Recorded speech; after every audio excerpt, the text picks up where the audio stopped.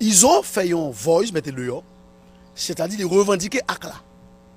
Et nous guettons ISO, chef gang village de Dieu. ISO, mettons voice dehors, il dit Marassa, etc. Tout le monde entend, il est viral. Il revendique par audio, ça le revendique ACLA. Il dit c'est lui fait le même. Et nous guettons verbaliser, faire retranscrire, voix, sous papier et faire juste de paix verbaliser. Et nous prenons déclaration déjà, policier qui était là, commissaire qui était là dans le moment événement, et moi-même tout, je prends déclaration, et que maintenant, nous prenons voyer déférer l'ensemble de ces déclarations dans un procès verbal, nous prenons déférer le cabinet d'instruction comme supplément d'information. D'accord? Je crois qu'on regarde l'article 14 du Code pénal et 169 du Code d'instruction criminelle. Donc, un supplément d'information, il y a un dossier là déjà pour ISO, l'affaire de 8 ou 12 mars qui était passé là, dossier de la cabinet d'instruction certainement, et m'a beau comme supplément d'information contre ISO et ses bandes, et ses groupes, ses acolytes. Donc maintenant, tout samedi là, nous sommes en météo sous forme de procès-verbaux et nous prenons le voile par devant le cabinet d'instruction comme supplément d'information et nous avons tout saisi le cabinet d'instruction. L'article 40 de la loi portant statut et création de la magistrature de 2007 stipule que le commissaire du gouvernement peut rendre public toute poursuite pénale fait contre un monde quelconque. Donc c'est dans le cadre de ça, je suis sur l'article 40 loi pour me dire que moi, je vais le dossier de la cabinet d'instruction comme supplément d'information contre ISO et ses accords. Je ne suis pas un commissaire de police. Je le réitère pour tout le monde qui veut l'entendre. Je ne suis pas un commissaire de police, encore moins un préfet. Je suis un commissaire du gouvernement, mandaté, placé pour conduire la politique pénale du gouvernement. En cela, je ne suis pas moi-même pour me amener mal attaquer bandit.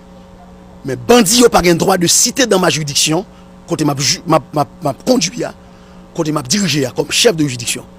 Et je mets quiconque en défi pour dire Jacques Lafontaine, est-ce que me libérer un nègre azam? Je prends comme non mais me libérer. Est-ce que me libérer un nègre qui fait kidnapping déjà? Est-ce que me libérer un nègre qui viole Timoun? Est-ce que me libérer un nègre qui te fait braquage, qui dit les drogues? Est-ce que me fait? Donc c'est-à-dire que c'est là je suis capable de contribuer au problème de la sécurité publique. C'est à ce niveau seulement. Je me fais poursuite pénale, je mets des dossiers en état pour moun sa yo qui est culpé de faire reprocher aller juger selon la loi pour qu'on ait requérir la peine pour yo contre yo et yo juger conformément à la loi. Je pas attention sur l'opinion publique là. Que je crois que tu as arrêté qui te prend par l'ancien président le feu président Jovenel Moïse qui t'a déclaré en bas zone rouge. D'accord même? Donc, on président déclaré zone rouge, sont extrêmement graves. Donc, aucune institution pas traitée en bas encore que le parquet. D'accord?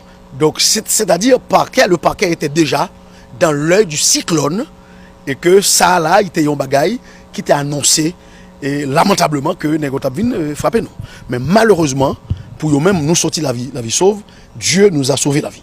En somme, pour une délocalisation de palais de justice sur le boulevard. Et c'est pas moi qui pour lui-même. Le ministre Berthoud, c'est mon chef hiérarchique direct, l'avait annoncé lors de son intronisation comme ministre de la Justice que il pas penser à relocalisation par les justices là.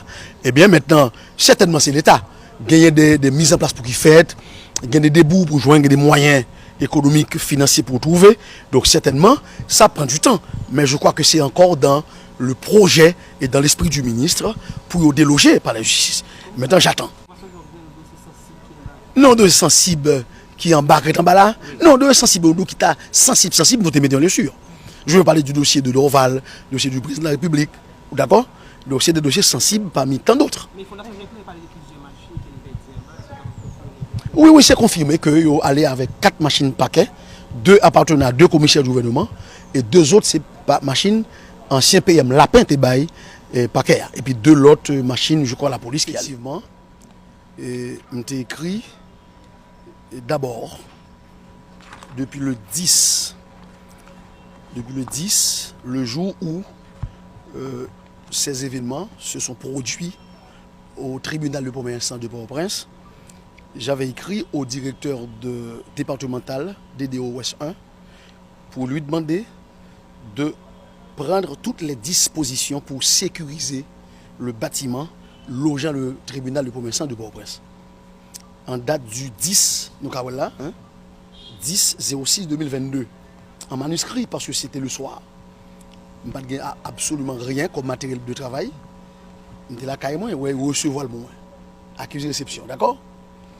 Je dit pour sécuriser le bâtiment parce que de cette attaque, un gardien est sorti blessé et 4 véhicules appartenant au substitut du commissaire du gouvernement sont encore gardés sur la cour du palais de justice. Maintenant, et deuxième correspondance adressée au directeur départemental, c'est en date du 15/06/2022. Cette correspondance est publique parce qu'elle était virale sur les réseaux sociaux.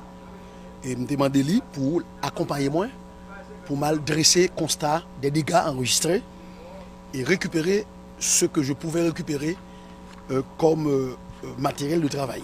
D'accord? Jusqu'à date, aucune réponse, et pas encore ben moins. Mais alors, la police nationale, son institution qui hiérarchisée, donc certainement il y a fait préparation, mise en place, pour qu'ils soient capables de répondre moins par rapport à